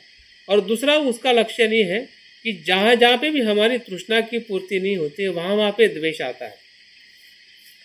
द्वेष कोई अपने आप उत्पन्न नहीं होता है। जहाँ पे अपेक्षा होती है, अगर किसी व्यक्ति के प्रति अपेक्षा होगी तो व्यक्ति का द्वेष आएगा। अगर किसी वस्तु के प्रति आपकी अपेक्षा होगी कि नहीं, मुझे इस वस्तु ने ऐसा ही सुख देना चाहिए, अगर वो सुख नहीं दे रही है, जैसे कि आपका मोबाइल है, आपका लैपटॉप है, आपका कंप्यूटर है, अगर वो समय पे कभी ख़राब हो जाता है या कुछ उसमें चीज़ें इधर उधर हो जाती है तो हमें द्वेष आने लगता है। या वातावरण के प्रति हम द्वेष करते हैं क्योंकि हमें लगता है कि ऐसा होना चाहिए, ऐसा नहीं होना चाहिए। फिर आर्थिक वातावरण हो, पॉलिटिकल वातावरण हो, जो भी वातावरण हमारे आसपास में, हमारी अपेक्षा होती है कि ऐसा ऐसा ही होना चाहिए, ऐसा ऐसा नहीं होना चाहिए। और वही अपेक्षा जब हम अपने पूरी होते हुए नहीं देखते किसी बाह्य वातावरण से, व्यक्ति और वस्तु से, तो समझ जाइए कि वो द्वेष वहाँ पे उसी के कारण उत्पन्न होता है। और द्वेष का जो स्वभाव जो है उबलते पानी जैसा है, उबलते रहता है, बॉइल्ड पानी कहते हैं, है ना। तो बॉइल्ड मतलब एक अंदर से जो जलन जो हो रही है, तो समझ जाइए कि वो जलन का होना ही द्वेष है। अगर हमारे शरीर में जहाँ पे भी दर्द है, जलन है, तो कहीं ना कहीं हमारे अपेक्षा जहाँ जहाँ पे भी पूर्ण नहीं होती है, उसी अपेक्षा के कारण द्वेष का भाव हमारे शरीर में फैलते जाता है और वही कहीं ना कहीं हमारे शारीरिक रोग का भी कारण बनता है। और वो लक्षण कहीं ना कहीं हमने जानने चाहिए, क्योंकि उबलते हुए पानी का लक्षण जो है वो अपने आप पता चल ही जाता है कि उबल रहा है, जो जल रहा है या जो उसमें से आग निकल रही है, या वो मतलब हमारे शरीर को ज़्यादा हानि कर सकता है। तो ये लक्षण से अगर हम अपने द्वेष को देखते हैं, तो उसका मूल कारण हमें पता चलता है कि वह है द्वेष के साथ में अज्ञान। जहाँ पे लोभ है, जहाँ पे द्वेष है, वहाँ पे अज्ञान बिल्कुल होता है। बिन अज्ञान से ना द्वेष होता है ना लोभ होता है। इसका मूल कारण क्या हुआ? द्वेष और अज्ञान। और यहाँ पे भी जो उसका जो सप्लीमेंट कारण है लोभ, वहाँ पे भी होता है। लोभ, द्वेष, मोह हर जगह पे मूल कारण में हमें देखना है। और सामान्य तौर पे या जो मन का धर्म है उसके तौर पे हमने देखना चाहिए कि वहाँ पे भी अयोनिसो मनस्कार है। लोभ, द्वेष, मोह को तो हम जान जाते हैं कि हाँ मुझ में है, लेकिन उसकी जो प्रक्रिया जो है, लोभ की प्रक्रिया कहाँ से होती है, द्वेष की प्रक्रिया कहाँ से होती है, तो ये योनिसो अयोनिसो मनस्कार से होती है। अयोनिसो मनस्कार से ही जो भीतर का द्वेष जो है वो उस विषय के साथ में चला जाता है, क्योंकि वो उस विषय के साथ में झुक जाना, उसके साथ में एकरूप हो जाना ही अयोनिसो मनस्कार का कार्य है। भले हमें द्वेष पता चलेगा, लेकिन द्वेष के साथ अगर हम ये पता चलेगा कि यहाँ पे मेरा अयोनिसो मनस्कार निर्माण हो रहा है, तो अगर मैं यहाँ पे जागरूक बनता हूँ तो वो अयोनिसो मनस्कार योनिसो मनस्कार में परिवर्तित हो जाता है। तब उसी क्षण में, दूसरे क्षण में नहीं, उसी क्षण में परिवर्तित हो जाएगा और आपका द्वेष शांत होकर आप मैत्री की तरफ या वहाँ पे एक शांति की तरफ आपका व्यवहार हो सकता है। भले अंदर द्वेष हो, लेकिन जैसा वो ऊपर आता है और आप आपके मनस्कार को जानते हैं कि ये अयोनिसो मनस्कार मेरे मन में एक क्षण में निर्माण हो रहा है, इसको मैंने जानना चाहिए, यहाँ पे मेरा परिणाम जो आने वाला है, दुख का आने वाला है, मैंने शांत रह के मैंने दूसरे मनस्कार को महसूस करना चाहिए, क्योंकि वो उसी क्षण में वहाँ पे निर्माण होता है। तो वहाँ पे हमें कार्य करने का पूरा अवसर मिल सकता है अगर हम अपने चित्त धर्म को जानते हुए अगर हम कर्म करें। तो हम कर्म तो कर रहे हैं, लेकिन चित्त को जान के नहीं कर रहे हैं। हम सिर्फ किसी के मार्गदर्शन में आकर या किसी की बात को हम आचरण करते हुए देखते हुए आचरण कर रहे हैं कि वो भी शील का पालन कर रहा है, मैं भी शील का पालन करूं, वो ऐसा कर रहा है, मैं भी ऐसा कर लूं। लेकिन आपका चित्त का धर्म जो है उसको सोच के अगर हम आचरण करते हैं, तब जाके एक जो सच्चे बोध कहने का जो परिणाम कारक जो हमारा आचरण जो है, वहाँ से होते हुए हम अपने आप में देख सकते हैं। तो देखिए कि आप या हम सभी, हमारे सामने दोनों परिस्थितियाँ हैं कि हम कहाँ पर हैं और हमें कहाँ पे जाना है, कहाँ पे हमारी गलतियाँ हो रही है और कहाँ पे हमें बदलना है। यही बौद्ध धर्म है। बौद्ध धर्म ये नहीं दिखाता है कि आपने अभी तक किया है वो सब कुछ अच्छा ही था, अभी वैसे ही चलने दो, अभी ये एक ऐसा अच्छा बुरा कैसे हो सकता है। ऐसा नहीं है। बुरा अच्छा का वो अनुभव जो है समय समय के साथ में बदलता है। कल जो आपको अच्छा लगा हो सकता है कि क्षण में आपको बुरा लगे। तो बुरे मानसिक अवस्था को आपको देखना पड़ेगा कि बुरा क्यों लग रहा है। ध्यान करना कल हमें अच्छा लग रहा था कि आज हमें बुरा लग रहा है। तो ध्यान तो अच्छा ही है, लेकिन आज क्यों बुरा लग रहा है। तो उस मानसिक अवस्था के साथ में आपके ध्यान को ढूंढना पड़ेगा कि मुझे बुरा क्यों लग रहा है, क्या ऐसा मुझे समझ में आ रहा है कि मुझे बुरा लग रहा है, क्या मुझे समझ में नहीं आ रहा है कि जिसकी वजह से मुझे बुरा लग रहा है। और जब तक इस प्रकार से हम अपने मानसिक अवस्था के आधार पे धम्म जीवन को या अपने आप को नहीं देखते हैं, तब तक हमारा धम्म जीवन और सुरक्षित और अच्छी तरह से आगे हम नहीं बढ़ा सकते हैं। और तीसरा जो निवरण जो है वो है उदित कुकुच। पहले मैं जो पाली का शब्द बता रहा हूँ उसके बाद उसका अर्थ जो है चिंता और अस्थिरता। अभी चिंता का सीधा और सरल स्वभाव है, लक्षण है, वह है कि मन की अशांत अवस्था। चिंता का मतलब क्या है कि अशांत अवस्था, अस्वस्थ अवस्था, व्याकुल होना। ये सभी बातें हमारी चिंता के साथ में जुड़ी हुई है। और अस्थिरता का मतलब क्या है, भटकते रहना, यहाँ से वहाँ पे, यहाँ से वहाँ पे, बेचैन हो जाना, असंतुष्ट रहना। तो इन बातों को अगर हम अपने भीतर देख पा रहे हैं तो कहीं ना कहीं हमारी चिंता अस्थिरता को हम पहचान रहे हैं, ऐसा हम कह सकते हैं। क्योंकि लक्षण ही है कि जो आपको आपके बीमारी की पहचान कराता है। बीमारी तो बाद में पता चलती है, बीमारी पहले पता नहीं चलती है। बीमारी बाद में पता चलती है कि हम किस बीमारी से बीमार है या होंगे। उसके पहले उसका लक्षण हमें पता चल जाता है कि हाँ ये लक्षण है।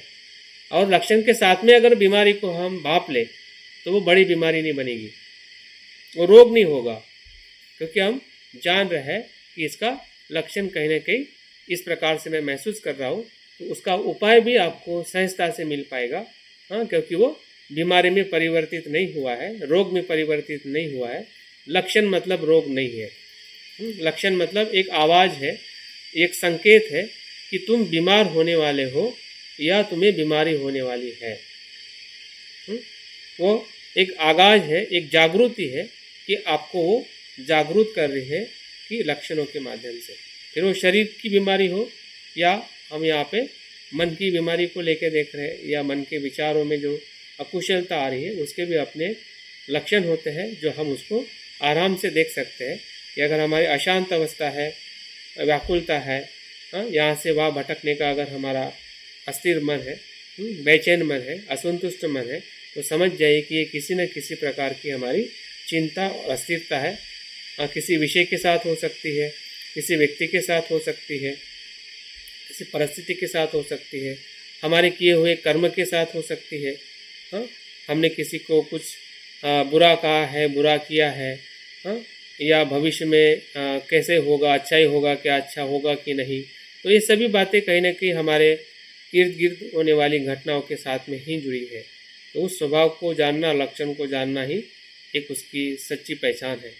और उसकी जो उपमा से अगर हमें देखना है तो जैसे कि जो पानी जो होता है, हिलता हुआ हवा का पानी, तरंग युक्त पानी कहते हैं, कि हम हमारी मन की अवस्था को हम देख सकते हैं कि हम बिल्कुल स्थिर नहीं रहते हैं।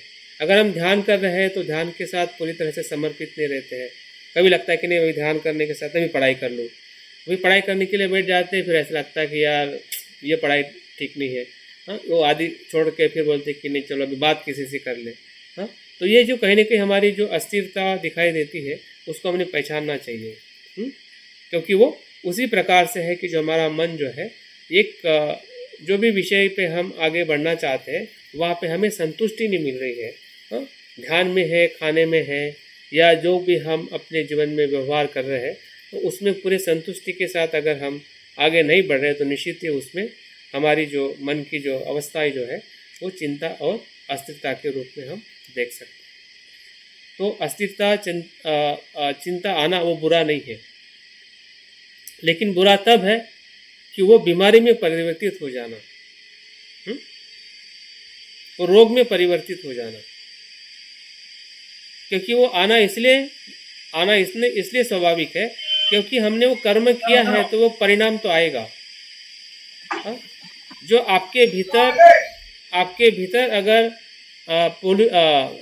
डस्ट आया है तो गंदगी तो दिखाई देगी ना, वो डस्ट आ चुका है ना। इसलिए गंदगी से हमें डरना नहीं है, ये आ गई है ना, तो बस उसको जानना है कि गंदगी है, मैं देख रही हूँ कि ये गंदगी है।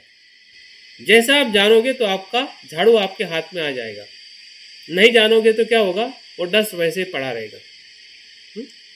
तो मन के अंदर डस्ट आना बुरा नहीं है, क्योंकि वो एक हमारे मन का धर्म है, अकुशल मन का वो एक परिस्थिति है, हमारे पहले की अजागरूक अवस्था है। जब हमने सुबह कुछ काम किया होगा, खाना खाया होगा, किसी से बात की होगी, तो अजागरूकता में किया, ठीक है ना, अजागरूकता में हो गया है, अभी हमें दिखाई दे रहा है, तो अभी हमें डरने की ज़रूरत नहीं है, क्योंकि हमें पता चल रहा है कि ये इसी में से कहीं ना कहीं वो उसका स्वभाव मैं देख पा रही हूँ। हाँ, तो उस पर मुझे कार्य करना है। अगर हम नहीं ऐसा देखेंगे तो हमें और ज़्यादा विक्रांत करेगा, और ज़्यादा हमें परेशान करेगा, और ज़्यादा हमें क्या कहेंगे, नोचेगा कि तुम बुरे हो, तुम बुरे हो, ध्यान मत करो, उठो, तुम अच्छे नहीं बन सकते, तुमने ऐसा कहा, ऐसा किया, ऐसा सोचा। हाँ, तो क्या करता है, मार जो है ना, वो आपको बुद्ध होने के लिए वो तैयार नहीं है, वो बुद्ध नहीं होने देता है। उठ बोलते हैं, ध्यान मत कर, पढ़ाई मत कर, क्योंकि आपने बुरा किया है। तो बुरा करना बुरा नहीं है, बोलते हैं ना, डाक भी बुरा होता है ना। वो एक याद आती है ना, एक सर्प की याद आती है ना, दाग अच्छे होते हैं, दाग अच्छे होते हैं, ऐसी एक याद आती है। तो हमारे में बुराई है तभी हम बुद्ध हो सकते हैं, बुराई नहीं है तो बुद्ध कैसे होंगे। अगर दलदल नहीं है तो कमल कैसा खिलेगा, कमल कहाँ खिलता है। कमल कभी ऐसे जगह पे खिलते हुए देखा है जहाँ पे दलदल ना हो, नहीं। तो कमल जो खिलता है ना, वो दलदल में खिलता है। तो हमारी बुराई बुरी नहीं है अगर उसको हम जानते हैं, अगर नहीं जानते हैं तो हम फिर दलदल में ही रहने वाले हैं। हाँ? तो जानना मतलब उसको पहचानना कि उसका स्वभाव क्या है, उसका लक्षण क्या है और उसका हेतु क्या है। हाँ? उसका हेतु जो है वो है लोभ, द्वेष और अज्ञान, उसी के कारण वो उत्पन्न हो रहा है। हाँ? और हमारे ध्यान में या हमारे मन में वो बार बार आ रहा है, और उसमें भी जो चित्त धर्म के तौर पे उसको अगर देखना है तो वो अयोनिसो मनस्कार से ही उत्पन्न हो रहा है, क्योंकि हम उस अयोनिसो मनस्कार के साथ में हम सजग नहीं है, इसलिए वो बार बार उसी के कारण क्षण प्रतिक्षण उत्पन्न हो रहा है और हम परेशान हो रहे हैं, और परेशान होते हुए हम सजग भी हो रहे हैं कि मुझे इस पर कुछ कार्य करना है। तो वो सजगता जो है हमें कार्य करने के लिए प्रेरित करेगी और बताएगी कि आपके पास में इतने सारे उपाय हैं। तो पहले हम देख लेते और दो जो उसके न्यूरन है, बाद में उपाय की तरफ हम आते हैं। जो चौथा जो न्यूरन है वो है थिन मिथ, जिसे हम आलस, जड़ता और निष्क्रियता कहते हैं। थिन मिथ का मतलब क्या, आलस और जड़ता या निष्क्रिय पड़े रहना। जैसे कि भैंस कैसी पड़ी रहती है, एकदम खा लिया और बस पड़े रहना, निष्क्रिय, और उसके पूरे शरीर में जड़ता होती है। तो बस हमें भी लगता है कि बस अभी सब कुछ हो गया है, शादी होगी, बच्चे हो गए और घर हो गया, और क्या जिंदगी में जो पाना था पा लिया, बस लेटे रहो, सो जाओ, बस मौत आएगी, मर जाएंगे, और क्या। तो ये कहने की थी मिथ का ही स्वभाव है। हमें ध्यान में भी ऐसा ही होता है, ध्यान के बाहर भी ऐसा होता है। तो इसमें जो लक्षण हमें जो दिखाई दे रहे हैं, इस प्रकार से हम उसको देख सकते हैं कि जो हो रहा है उसको होने देते हैं, किसी भी प्रयास की जिम्मेदारी लेने की ज़रूरत नहीं है। हाँ, क्योंकि सभी लोग तो मरने वाले हैं, फिर क्या लेने का। अरे यार वो तो अच्छा जीवन जी के भी उसको कैंसर हो गया, फिर क्या मतलब, खाओ पियो। हाँ, उसको भी कैंसर होना है, मुझे नहीं होगा, होगा तब भी क्या, मौत तो वैसे आनी है। तो बहुत सारी चीज़ें हम आलस से हम देखते हैं कि आ, हम कुछ भी नहीं कर पाते हैं। उसमें फिर अभ्यास का भी आ जाता है कि आज नहीं तो चलो कल करेंगे अभ्यास, है ना। हाँ, या आज नहीं तो चलो अभी अगले महीने, नहीं तो अगले महीने कुछ अच्छा करेंगे। हाँ, तो ये जो पोस्टपोन करने की जो आदत है हमारी अच्छे जीवन को कृति में लाने के लिए, तो वो कहीं ना कहीं आलस का ही स्वभाव है। उसको हम आराम से देख सकते हैं हर जगह पे जहाँ पे हम कार्य कर रहे हैं। हाँ, लेकिन हम अपने किचन में और जॉब में बहुत उत्साहित रहते हैं। किचन में महिला सभी उत्साहित रहती है और जॉब में सभी पुरुष उत्साहित रहते हैं। 8 घंटे के लिए 10 घंटे के लिए भी काम बताए तब भी हम काम करते रहते हैं। और शांतिदेव आचार्य इसको ही आलस बोलते हैं। जो हम काम करते हैं उसी को आलस बोलते हैं। हाँ, आलस की उनकी जो परिभाषा जो है, जो संसार में जो कार्य करता है, संसार के लिए कार्य करता है, या सांसारिक जीवन के लिए भले वो कितना भी उत्साहित कार्य करता हो, वो सभी आलस है। भले आप कितने भी उत्साहित हो, जब तक वो व्यक्ति आध्यात्मिक जीवन के लिए कुछ नहीं करता है, तो वो सभी प्रकार का आपका कार्य, जो जितना भी उत्साहित कार्य आपको दिखता हो, लगता हो अपने आप में या लोगों में, तो शांतिदेव आचार्य इसको आलस कहते हैं। तो उनकी परिभाषा बहुत ही भयंकर है और हमें वो प्रेरणा देना चाहते हैं कि सही जो उत्साह जो है वो ये है कि जब आध्यात्मिक जीवन की तरफ हम अपना रुख करते हैं, तभी आलस से हम मुक्त हो सकते हैं, या वो आलस नहीं है ऐसा हम कह सकते हैं। अन्यथा वो हम कितना भी डिसिप्लिन में रहे, कितना भी हम उत्साहित रहे, लेकिन वो सांसारिक चीज़ों के लिए है, सांसारिक जीवन के लिए है, तो समझ जाए कि वो सब उत्साह आलस के अंतर्गत ही आता है। और इसकी जो उपमा जो बताई गई है वो है जो हरी जो वनस्पतियाँ जो पानी पे आ जाती है, ऐसा पानी। हाँ, क्योंकि जब पानी के ऊपर हरी वनस्पति आ जाती है, जिसे हम मराठी में शेवाळ कहते हैं, तो आप अपने चेहरे को पूरा देख नहीं पाते हैं।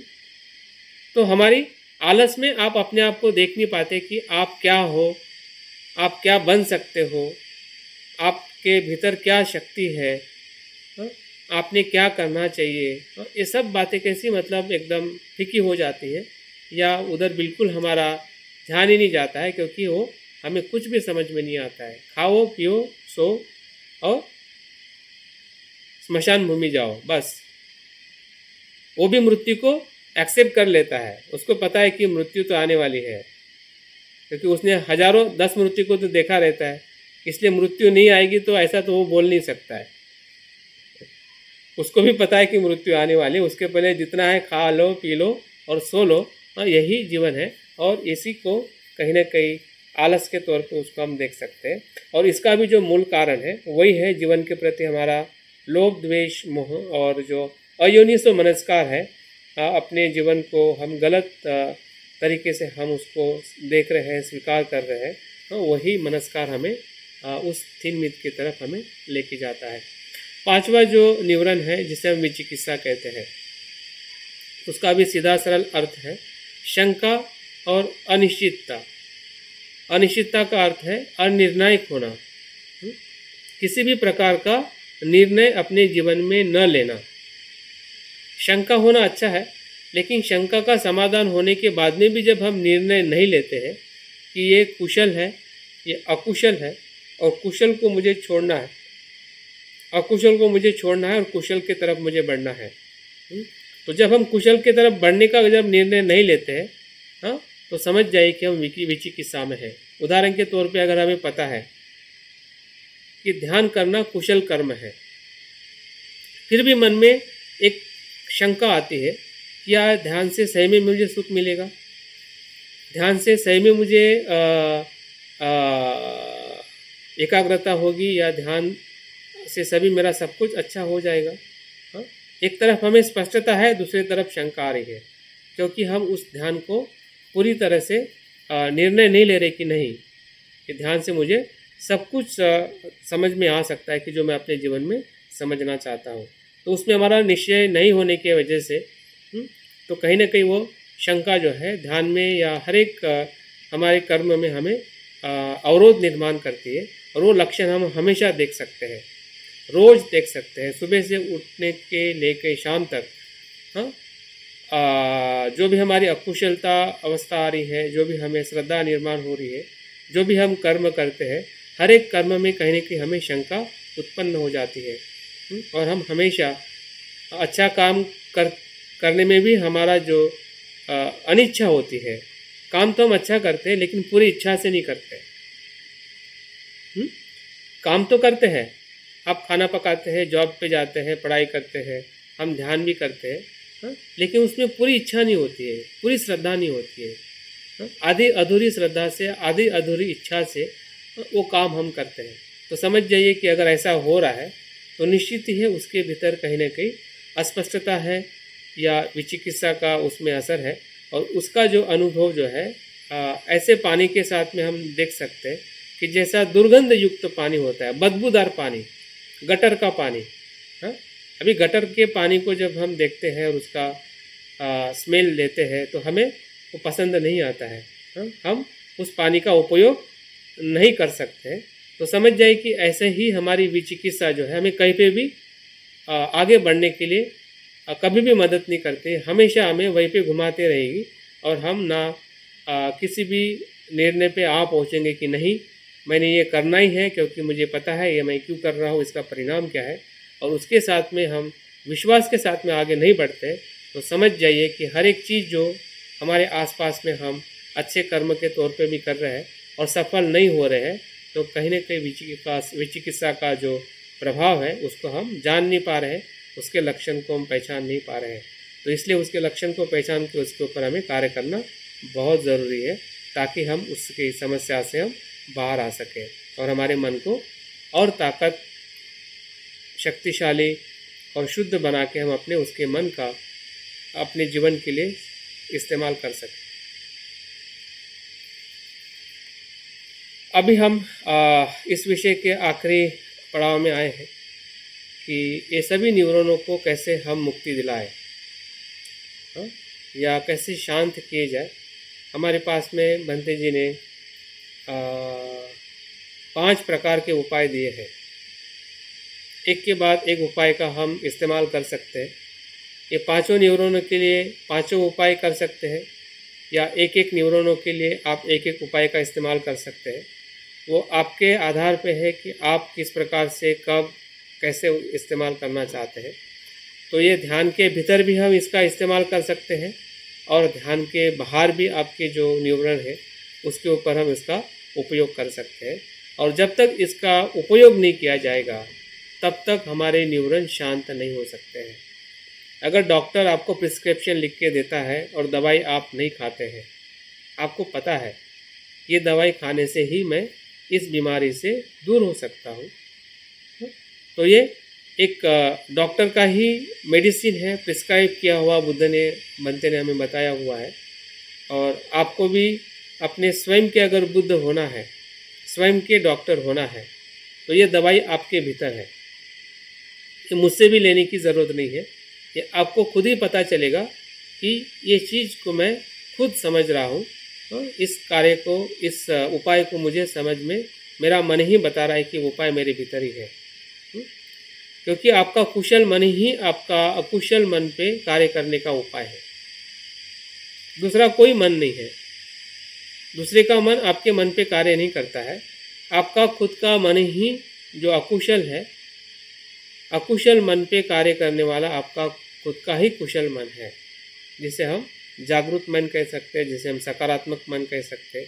और उसी सकारात्मक मन से सभी उपाय हमारे मन में उत्पन्न होते हैं, या उसके बारे में हम अलग अलग तरीके से उसके बारे में अभ्यास कर सकते हैं। तो पहला जो उपाय जो है, आप देखिए कि जो अकुशल मानसिक अवस्था के परिणामों का हमने विचार करना चाहिए। अभी उदाहरण के तौर पे अगर हमें कामचंद आता है तो उसका परिणाम क्या होगा? अगर आपने ज़्यादा खा लिया, परिणाम पता चल जाएगा। अगर आपने पैसा गलत तरीके से कमा लिया तो उसका परिणाम पता चलेगा। अगर आपकी अहंकार है और आपने पद ले लिया और आपको कोई रिस्पेक्ट नहीं करेगा, अगर आपका मन से कोई नहीं चलेगा, तब भी आपको परिणाम पता चल सकता है। ऐसा कोई कर्म नहीं है जिसका परिणाम आप अनुभव नहीं करेंगे। परिणाम मतलब एक प्रकार का फल, विपाक। फल से हम उस कर्म के अकुशल मानसिक अवस्था को माप सकते हैं, जान सकते हैं, और वही एक हमारे लिए उपाय बन सकता है कि वो कर्म मैं ना करूं, या हम कह सकते हैं कि हमारा जो अयोनिसो मनस्कार जो है तुरंत योनिसो मनस्कार में परिवर्तित हो जाएगा। या आपका जो अकुशल कर्म करने का जो मन है वहाँ पे रुक के कुशल मन कर्म की तरफ बढ़ जाएगा, क्योंकि आप देख रहे हैं कि ये आग है। अभी आग का परिणाम क्या है?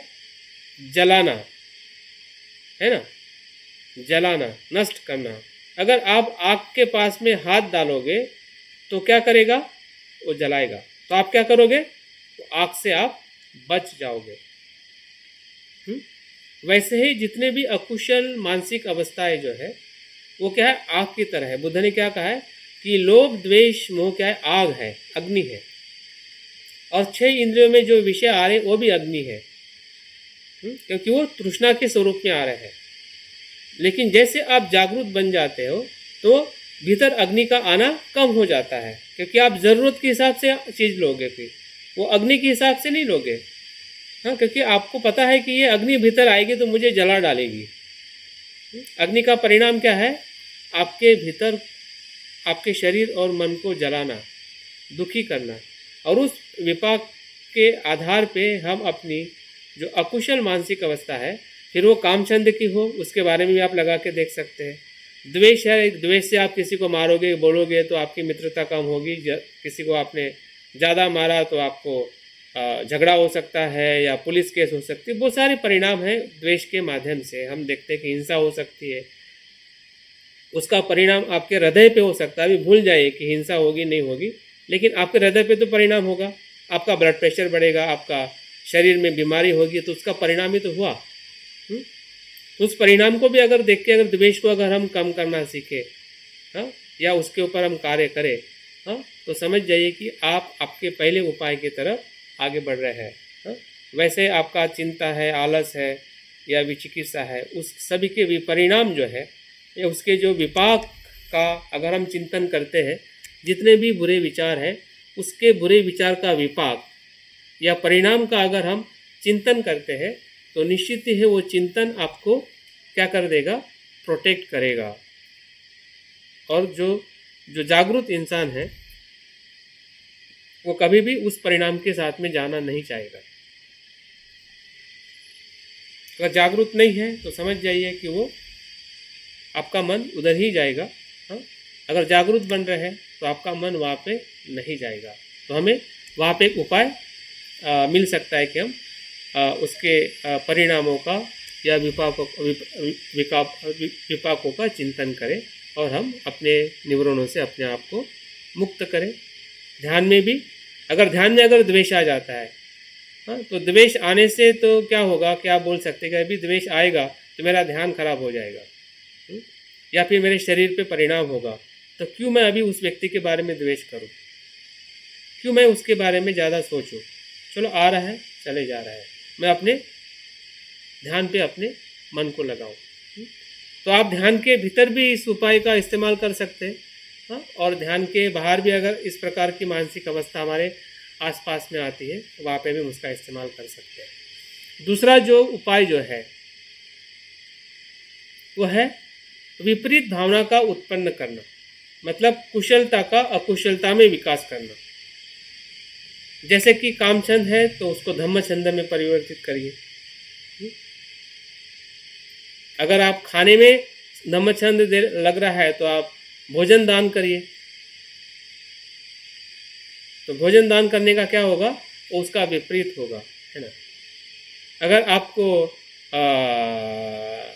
किसी और चीज़ में अगर आसक्ति है, वो उस आसक्ति को आप धम्म एक्टिविटी में आसक्ति को निर्माण करें, आप पढ़ाई में आसक्ति को निर्माण करें, मित्रता को बढ़ाने में आसक्ति को निर्माण करें, बुद्ध के धम्म को सुनने पढ़ने में आसक्ति को निर्माण करें। तो इधर काम छंद है तो इधर धम्म छंद है, इधर द्वेष है तो इधर आप मैत्री का विकास करें। तो जितने भी हमारे नकारात्मक मानसिकता है उसकी सकारात्मकता पहलू होती है। ऐसी कोई नकारात्मकता नहीं है जिसकी सकारात्मकता हमारे पास में नहीं है। लोभ द्वेष मोह है तो अलोभ अद्वेष मोह हमारे पास में है। हमारे पास में मतलब हर एक मन में मेरा अंदर पड़ा हुआ है। आपको किताबों से ढूंढ के नहीं लेना है, आपका चित्त ही बड़ी किताब है, ठीक है, उसी से ढूंढ लीजिए कि मेरे में ये है तो ये भी तो है, तो क्यों ना मैं इसका विकास करूं, है ना, क्यों ना मैत्री का विकास करूं, क्यों ना संतुष्टि का थोड़ा प्रज्ञा से देखने का प्रयास करूं। तो ऐसा प्रयास करना ही एक प्रकार से हम अपने न्यूरॉनों पे या आने वाला फिर न्यूरॉनों ध्यान के भीतर हो या ध्यान के बाहर हम उस पर कार्य कर सकते हैं। और तीसरा और बहुत ही सरल उपाय है कि जो भी अकुशल विचार आ रहे हैं उसको बादलों के समान आते जाते देखना है, अवलोकन करना है। ये तो बहुत ही परफेक्ट है और बहुत ही सरल है, विदाउट एफर्ट, कुछ भी एफर्ट करने की ज़रूरत नहीं है। सिर्फ जो भी आ रहा है उसको स्वीकार करना है कि भाई तू आ रहा है, आ जा और चला जा, आता तो आ, जाता तो जा, मैं तो अपने ध्यान में लगा रहूँगा। तुम्हारा कर्म जो है ध्यान करना है, ठीक है।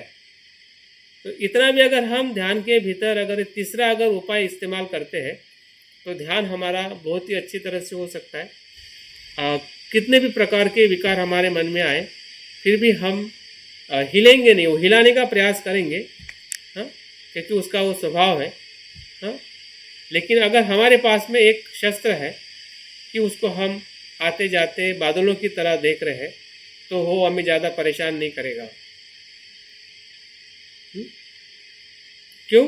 क्योंकि आप बुद्ध होने के मार्ग पे लगे हुए हैं और जागरूक इंसान को मार परेशान नहीं कर सकता है और हरा नहीं सकता है।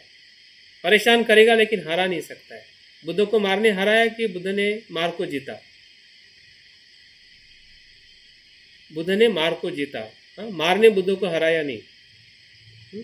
तो हम भी उसी मार्ग पे है, हाँ, तो मार आएगा, बुरे विचार आएंगे, हाँ, तो वो हमें हरा नहीं सकते हैं क्योंकि हम बुद्ध के मार्ग पे लगे हुए हैं, हाँ, हम मार को जीतने वाले हैं और मार को जीतने वाला कभी भी मार से ग्रसित नहीं हो सकता है या मार का गुलाम नहीं हो सकता है, हाँ, अगर उसको हम उस प्रकार से देखें तो। नहीं तो फिर हम वो हमेशा हमें गुलाम बनाने के लिए हमेशा तत्पर रहता है, हाँ, लेकिन अगर हम जागरूक हैं, हाँ, तो हमें वो गुलाम नहीं बना सकता है। वो उसकी ताकत नहीं है कि वो हमें गुलाम बनाए, क्योंकि उसके ना हाथ होते हैं, ना पैर होता है, ना मुंह होता है। वो हमारा ही पैर, हमारा ही मुंह, हमारे हाथ इस्तेमाल करता है क्योंकि वो हमारे शरीर में आ जाता है तब इस्तेमाल करता है ना। अगर आप उसको वर्तमान में आने नहीं दोगे तो वो बेचारा ऐसा हवा में आके हवा में चला जाएगा, हाँ? उसका कोई वजूद नहीं है, हाँ? जब हम वर्तमान में आते हैं तो वर्तमान में उसका कोई वजूद नहीं है। तो चौथा जो उपाय जो है, तीनों से भी अगर वो ठीक नहीं होता है तो हमने उस विचारों को जागृति से दमन करना चाहिए। दमन का यहाँ पे अर्थ ये नहीं है कि दबाना है, दमन का अर्थ ये है कि जागृति से उसको स्वीकार करते हुए उसको हमें दबाना है कि मुझ में बुराई है, लेकिन ये बुराई पे मैं अभी कार्य अच्छी तरह से नहीं कर सकता हूँ, इसको मुझे अभी के लिए दबाना है, ताकि हमारा वो ध्यान या वो समय, जिसे हम सहनशीलता दूसरी भाषा में कहते हैं। आपको गुस्सा आ गया, अगर उसको आप नहीं दबाओगे तो गुस्सा आपको भी और औरों को भी हानि कर सकता है, लेकिन आप जागृति से उसको देख रहे हैं कि हाँ गुस्सा आ रहा है, बहुत गुस्सा आ रहा है, लेकिन मैं उसको दबा रहा हूँ और जागृति से उसको देख रहा हूँ कि मुझे गुस्सा आ रहा है, हाँ, समझ के उसके साथ में उसको दबाना है। नहीं समझ के अजागृति से करोगे तो दमन की प्रक्रिया हानिकारक हमारे लिए हो सकती है। जागृति से दमन करेंगे तो वो दमन होगा और हम उस परिस्थिति से कम वो समय के लिए हम बाहर आ सकते हैं जो हमारे जीवन में बुरी परिस्थिति ला सकती है, ध्यान में या ध्यान के बाहर भी। और पांचवी और अंतिम जो उपाय जो है वो है कि हमारी गलतियों को या बुराई को हमने पाप देशना करते हुए बुद्ध की शरण में जाना।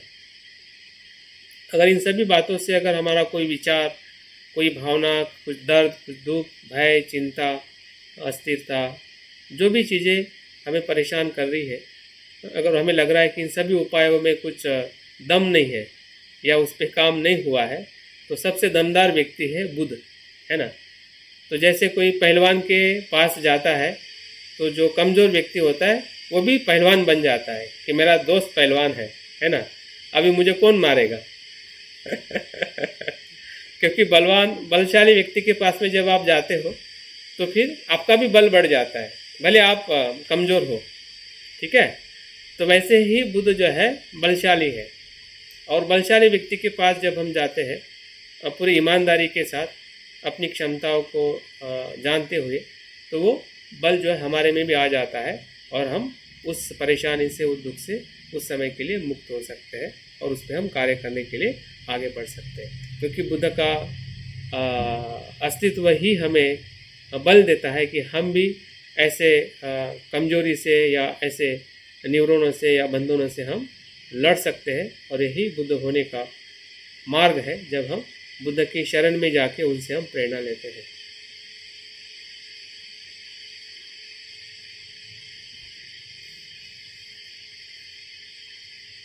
तो ये अंतिम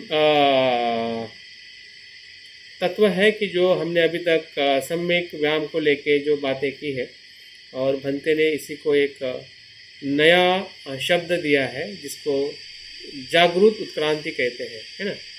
सजग उत्क्रांति या चेतना की उत्क्रांति, जो कनिष्ठ जो होती है, जो सामूहिक उत्क्रांति होती है, कि अभी तक का हमारा जो विकास एक सामूहिक तौर पे हुआ है, जिसमें हमें ज़्यादा अपने लिए कुछ प्रयत्न करने की ज़रूरत नहीं पड़ी है, क्योंकि ये सभ्यता, ये संस्कृति, ये शरीर, ये सब कुछ हमें अपने आजू बाजू के सभी परिस्थिति के साथ सभी को प्राप्त हुआ है। लेकिन यहाँ से जो दूसरी उत्क्रांति, जो चेतना की उत्क्रांति है, वो व्यक्तिगत उत्क्रांति है। और उस व्यक्तिगत उत्क्रांति के लिए हमें बुद्ध की शिक्षा की या मन को जानने की ज़रूरत है, क्योंकि ये उत्क्रांति किसी के परिस्थिति के आधार पे संभव नहीं है। आपके लिए कोई और कार्य करे, आपके लिए खाना पका सकते हैं, आपके लिए कोई पैसा भी कमा सकता है, आपके लिए कोई घर भी बना सकता है, आपके लिए कोई गाड़ी भी चला सकता है, लेकिन आपके मन के विकास के लिए कोई कार्य नहीं कर सकता है। तो इसी का नाम जो है उच्च उत्क्रांति, जो व्यक्ति या हम या मनुष्य क्या बन सकता है, हम क्या बने हैं, ये सामूहिक तौर पे हम बन चुके, जिसे हम मनुष्य प्राणी कहते हैं या सभ्य मनुष्य कहते हैं। लेकिन इस सभ्य मनुष्य के बाद हम क्या हो सकते हैं, हम बुद्ध हो सकते हैं। और बुद्ध होने की जो प्रक्रिया जो है वो व्यक्तिगत जागृति से होती है, व्यक्तिगत प्रयत्न से होती है। और उस व्यक्तिगत प्रयत्न के अंदर सम्यक व्यायाम, जो भंते जी ने एक अपने नए संकल्पना से इसको हमें दिया है कि ये उत्क्रांति के साथ कैसे जुड़ा हुआ है। ये उच्च उत्क्रांति का अर्थ ही है बुद्धत्व के प्राप्ति की जिम्मेदारी लेना या बुद्धत्व प्राप्ति के लिए व्यक्तिगत प्रयास करना। और ये व्यक्तिगत प्रयास जब हम करते हैं तो पूरे संसार को हम पीछे छोड़ देते हैं। संसार आपके साथ में नहीं आता है, आप अकेले ही ऊपर उठते हैं, जिसे हम व्यक्ति बनने की प्रक्रिया कहते हैं या अनंत तक जाने की प्रक्रिया कहते हैं। ये उच्च उत्क्रांति का संदर्भ है या संकल्पना है कि जो भंते के माध्यम से हमें एक नई जो बात बौद्ध धर्म में उन्होंने जोड़ी है कि हम इसके माध्यम से भी अपने अस्तित्व को या जो सम्यक व्यायाम है वो किस प्रकार से उच्च उत्क्रांति के साथ में जुड़ा हुआ है।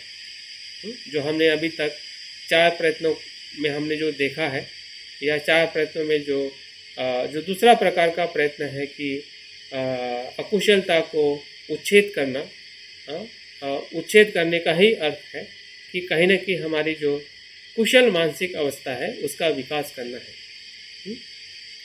तो मैं उम्मीद करता हूँ कि जो बातें मैंने बताई है आप लोगों को पहले से भी बहुत सारी चीज़ें पता होगी, लेकिन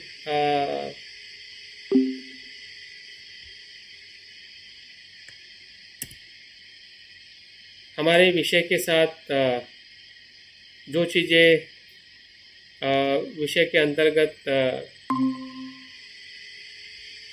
अंतर्गत जो सम्मिलित की गई है, तो मुझे लगा कि इसके बारे में थोड़ा और हमने स्पष्टता करनी चाहिए ताकि हमारा ध्यान अच्छा हो, और ध्यान जितना हमारा अच्छा होगा उतना ही हम एक अच्छे प्रशिक्षक के तौर पे लोगों के मन को हम गाइड कर सकेंगे, मार्गदर्शन कर सकेंगे कि भाई तुम्हारे मन में ऐसा आ रहा है तो आपने इस प्रकार से इसके ऊपर थोड़ा देखना चाहिए, ताकि उसको आप सही गाइडेंस कर सकें।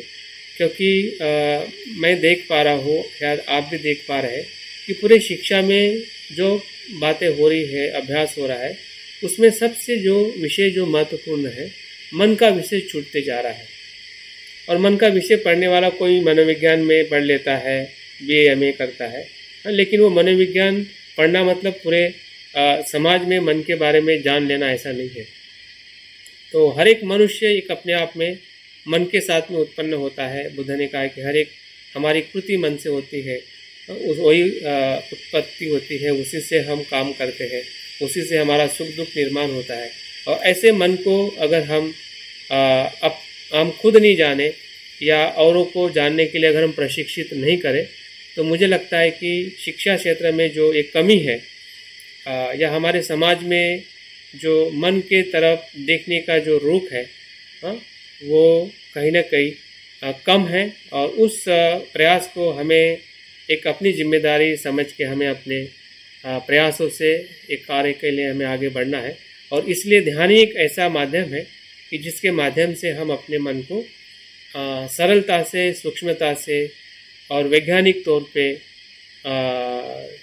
जो आज का वैज्ञानिक कह रहा है वही बातें बुद्ध ने भी उससे भी कहीं गुना सफलता से हमें बताई है।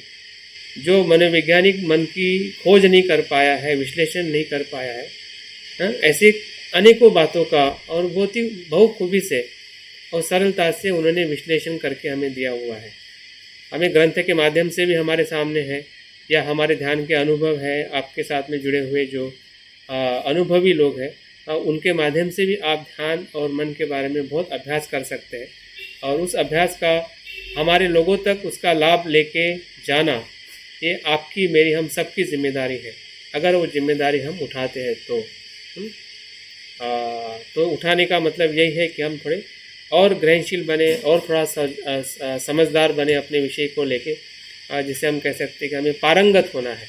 अभी पारंगत होने का मतलब ये नहीं कि मैं आपको MA की डिग्री देने वाला हूँ। आपकी पारंगता है, आपको ही परीक्षण करनी है, ठीक है।